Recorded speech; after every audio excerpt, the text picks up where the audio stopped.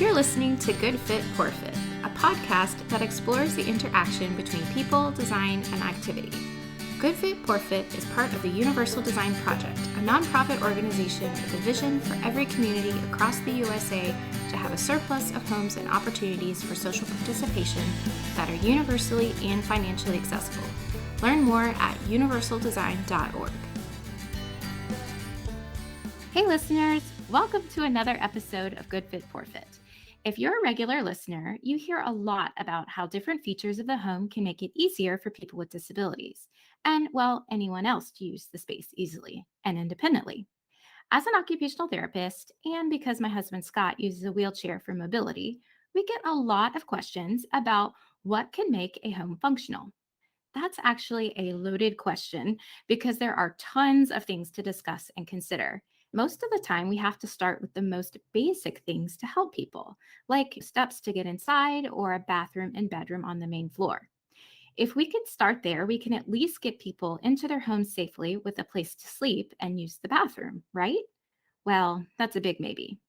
What Rebecca and I want to focus on today is just one smaller yet important design feature that often gets overlooked when helping make a home functional, and how the littlest design features can make a big difference.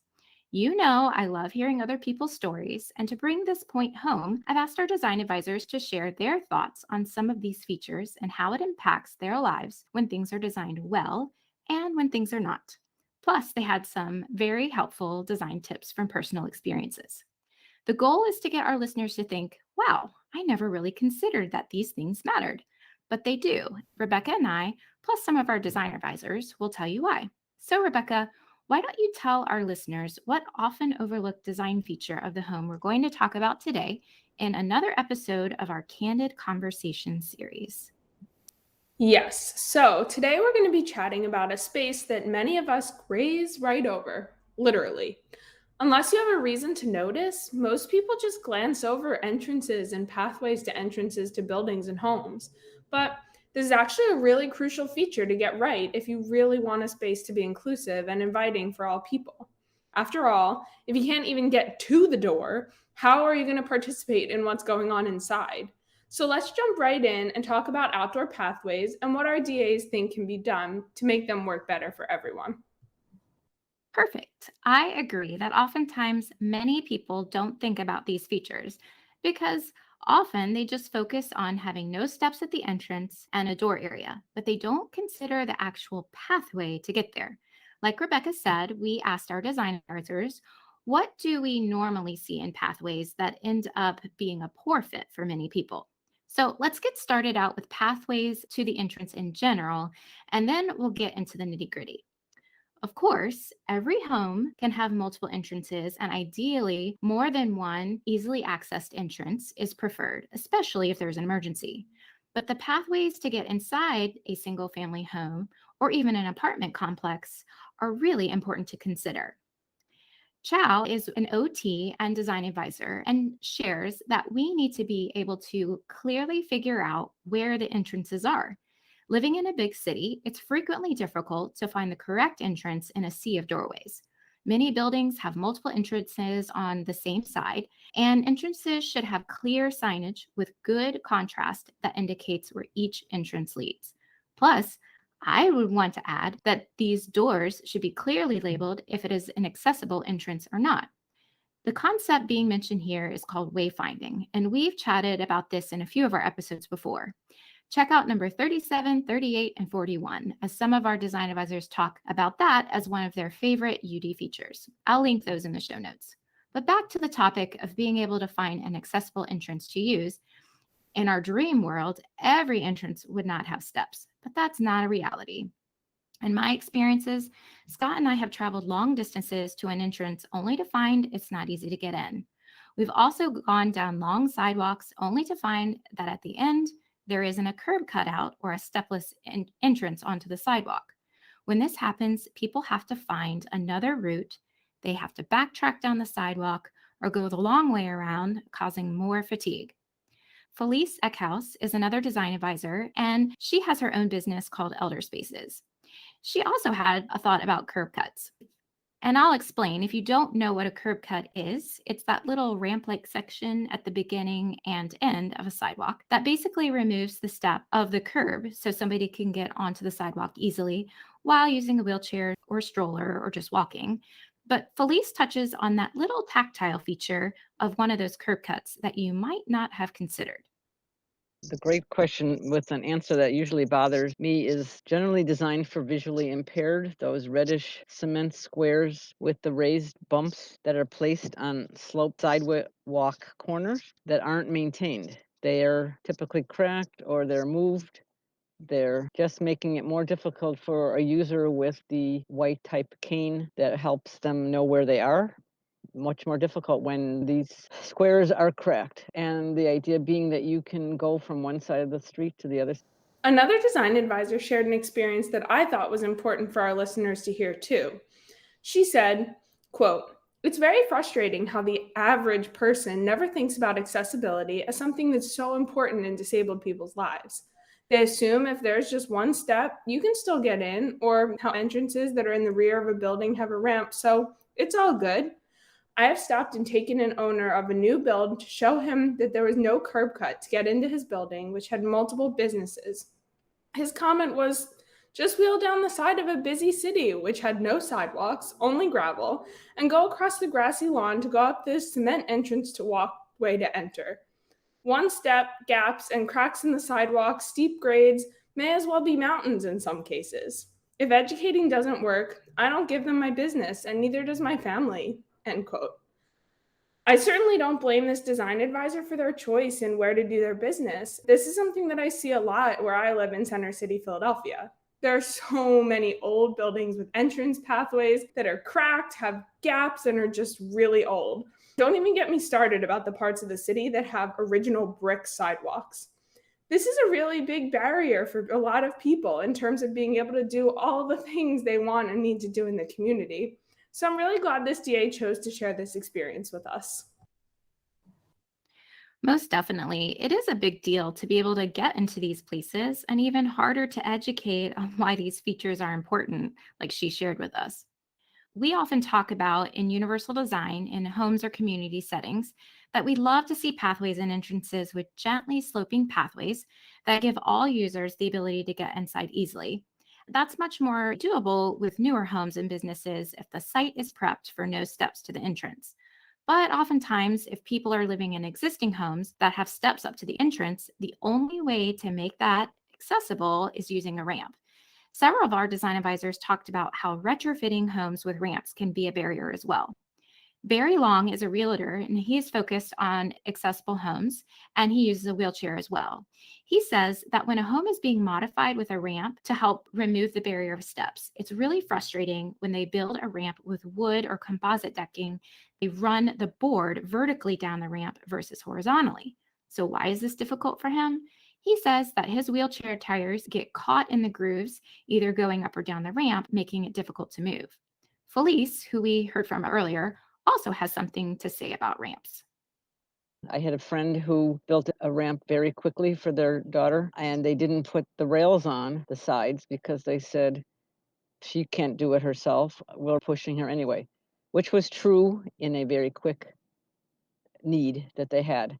But one looks at it and said it makes it very unstable because there's nothing to protect them on either side of that ramp. At least in these situations, they were trying to improve the design by adding a ramp. But that goes to show how the ramp is built makes a big difference. And it's not smart to compromise on safety. I've heard many a horror story of kids and adults falling off the side of a ramp. This can easily be prevented by following safe ramp making guidelines outlined by the ADA if a ramp is the only design solution. Now, when there isn't a ramp in place, steps in the pathway and or up onto a porch are definitely a common design element to help the sidewalk or pathway reach the height of the porch. Our design advisors voice their opinion on this barrier related to this common design feature as well. Two of our design advisors agree, both Kira and Larissa. They are OTs, and not only do they see steps as a big safety issue in general, but they note it's common to see steps that are too high to climb on. They're uneven from step to step, like one step may be taller than another, and many are constructed without railings for people to hold on to. Ellen Farber is an interior designer, also a design advisor of ours, and she works with clients who are trying to age in place. She says that many individuals try to justify keeping the steps there when she works with them. She may be able to convince them to add some handrails on both sides of the steps for safety, but in the long run, it's not the best option, especially in bad weather. She would rather see them go with a no step option. Other design advisors echo thoughts about needing handrails on both sides because people could have weakness on either their left side or right side of their body. With handrails on each side, this gives everyone entering the home an option to hold on to a railing going up or going down, depending on which side of their body is stronger. Another design advisor, who is also an OT, makes a good point about the need for railings on long pathways. So one thing I see pretty commonly is that the house has been made accessible by adding a rail along the walking of the path, but it maybe doesn't start until a couple feet before the entrance. So then getting to the rail is still a challenge for some individuals. The other thing that is common, some people get fatigued quite quickly. So having a long pathway can also be detrimental to those who might have COPD or any sort of chronic fatigue issues. That's a great point that this design advisor made about those long pathways. If you must have a long, winding pathway, it's important that the railings line the entire thing. What is the point of having a railing if someone may fall before they even get to it? And the issue of fatigue with long pathways is a concern for many too. What I recommend is, if possible, having a bench or little rest area on partway through the long pathway.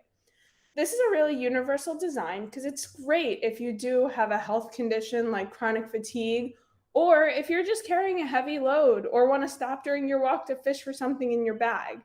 This design with a little rest stop really does work better for everyone. Now, I know that it was mentioned before, but I think it bears repeating. Many of our DAs mentioned it in one way or another. Uneven, broken, and narrow pathways can wreak all kinds of havoc for everyone in navigating outdoor spaces and entranceways. We heard about pathways that are simply too narrow for certain mobility devices and even strollers, in addition to large cracks and crevices from tree roots growing in, exposed sprinkler heads, or sewer covers. And all of these things can make it hard for everyone to navigate, whether they're in a wheelchair, pushing a cart or stroller, riding a bike or scooter, or even using crutches. The most universally usable pathways are those that are smooth, wide, and relatively flat. Most definitely. Those tree roots often get me going across sidewalks too. So, Rebecca, it is one thing to have pathways that are in disrepair, like you said, but there is a design trend that actually uses multiple material types, causing even more functional issues. You've definitely probably seen it before, as it's often used as a way to make the design unique. But it's not functional, and many design advisors agree. A lot of people talked about this.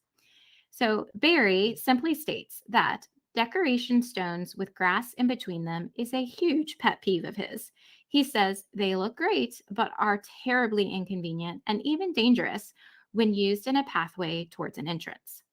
Another design advisor, Viola Dwyer, agrees. One area that really frustrates me is when there are grassy patches that are in the way of getting to whatever area I'm trying to get to. So, for instance, in our apartment complex, there used to be, though they've created now pavers, a grassy strip to get to some outdoor grills. And I had to slowly go over that patch to get through. And sometimes patches of grass can be really tough to get through, whether you're using a manual wheelchair, power wheelchair, crutches, if you're unsteady of a walker, because there are often divots and things. Another one would be gravel. I've seen this in the Southwest. We were in an Airbnb in Phoenix, and they had these slabs of concrete, but in between them, I mean, like huge gaps, there would be gravel. So if you were a wheelchair user, again, unsteady on your feet, you would be stuck essentially. You would fall into these cracks. They're impassable, and they would be leading to a main residence. So that is a big deal. Scott and I have experienced this frustration firsthand too. It's time consuming for people to navigate and have to watch out where they're going, and causes people to use up a lot of energy starting and stopping trying to hit all of the paved portions of the pathway.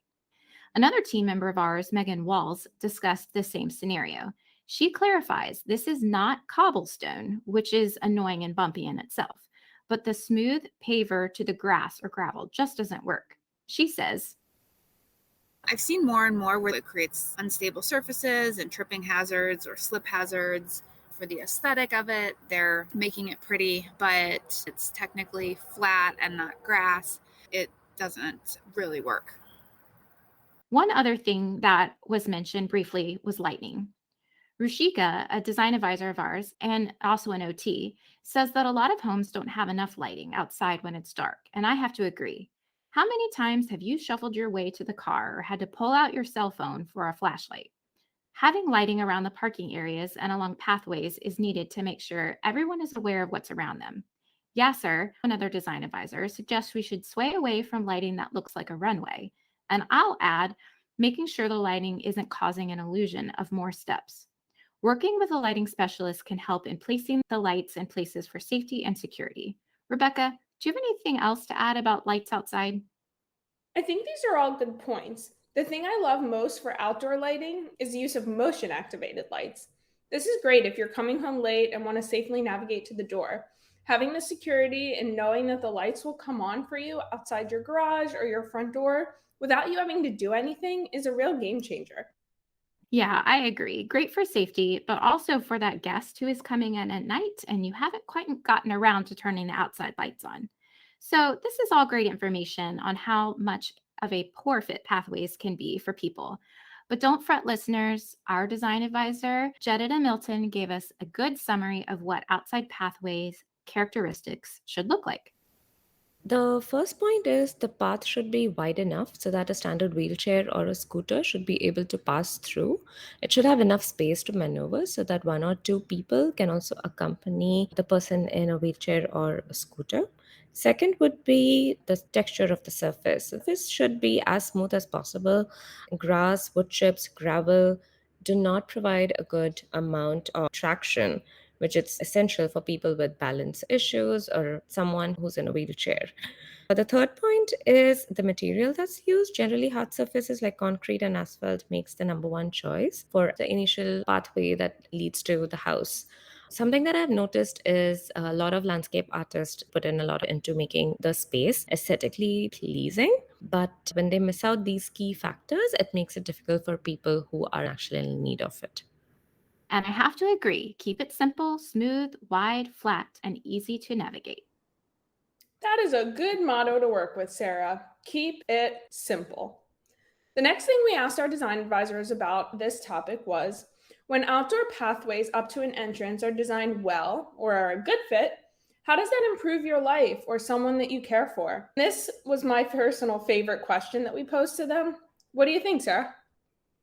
Yes, I really love hearing these answers. It just really warms your heart and honestly reduces my anxiety to hear about how much value these features have in everyone's lives when they are a good fit.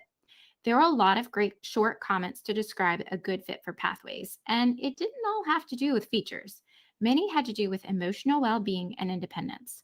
One of my favorite comments was from Barry. He says, if the path is done correctly, I don't even notice it. How simple is that? You don't even have to think about it. It just works. Barry continues, it's a good thing for both safety and peace of mind. Other quick responses include that a pathway with a good fit improves self efficacy, reduces anxiety, and just makes life so much easier. It eliminates fear, builds confidence, and doesn't cause worry if someone can get to home or visit an event. It gives back independence. Not only independence, but another design advisor mentioned with a well designed entrance, it just saves people time and energy. It can just save a lot of time if somebody has easy entry into the home or an easy entry out of the home.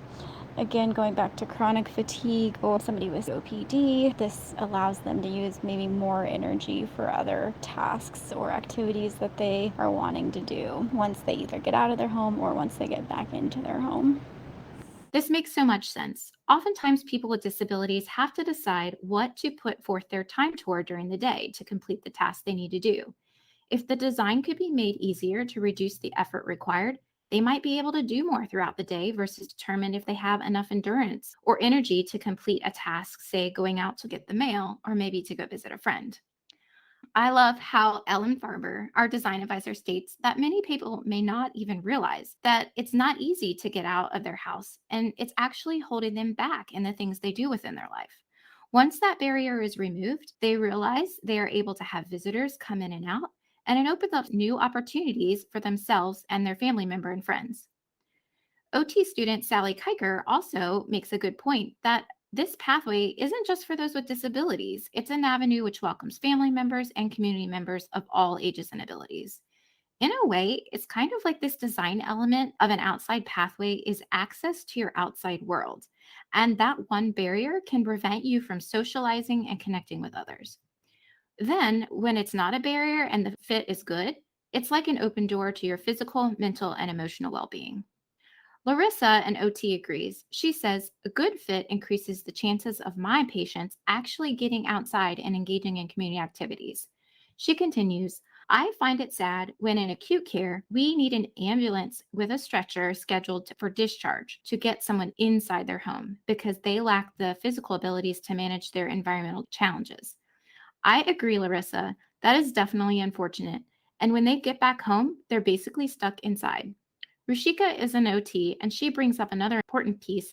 When an entrance and pathway is easy to use, then it's faster for someone to get to you and for you to get out in an emergency. Can you imagine if your house was on fire and you were unable to get out because there were steps blocking your exit? That's really scary. Jedida also mentions how important this element is for caregiver confidence, as well as for letting family members with mobility impairments go in and out of their house on their own.